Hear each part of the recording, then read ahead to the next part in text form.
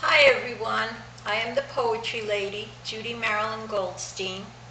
And this is my newest poem, written in the wake of Hurricane Harvey, entitled Secondhand Pain.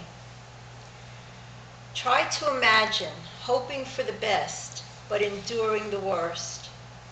Shock, loss, suffering, beyond the scope of imagination. Try to imagine living in the right place at the wrong time, while a ferocious monster looms, heading in your direction, then attacking, with force of epic proportion, taking up residence in your neighborhood, eradicating basic necessities and possessions held dear and important. Try to imagine your regular routine violently shattered by catastrophic shockwaves, delivered like rapid fire by a superhuman power, faster than your imagination can process.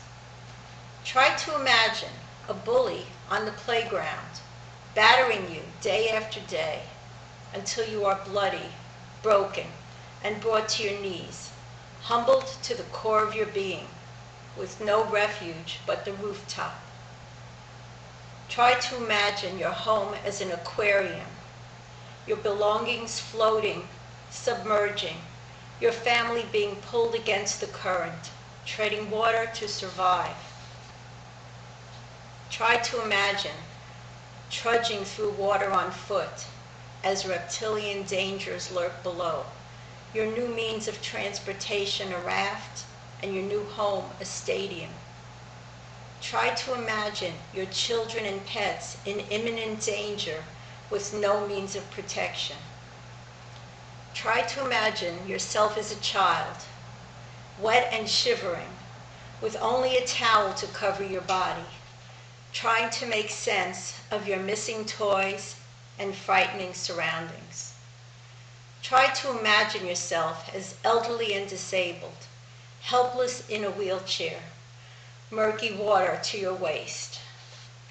Try to imagine a woman giving birth as her baby's cradle rocks downstream in the newly formed river.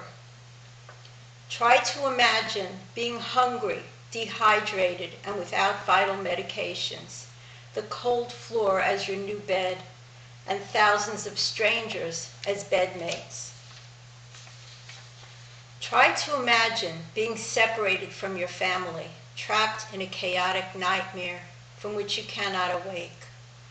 Try to imagine the harsh truth that life as you knew it is gone, and increasing awareness that today might be the last day of your life.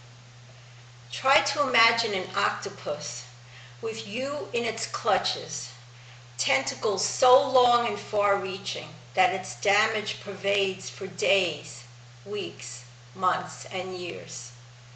Try to imagine the massive cleanup and potential health hazards ahead. Try to imagine the hardships of adjusting to your new normal, of a different life, a different home, a different job, in a different place. Try to imagine the unimaginable. The residents of Texas do not have to try to imagine.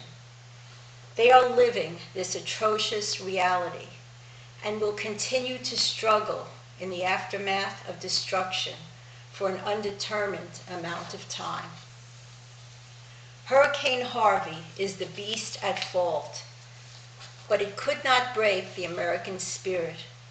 Americans have come together as one, from near and far, with every possible resource to provide rescue, recovery, food, shelter, clothing, money, supplies, comfort, and hope. Americans who have put aside political, religious, and racial differences and become friends, heroes, and saviors to those in desperate need.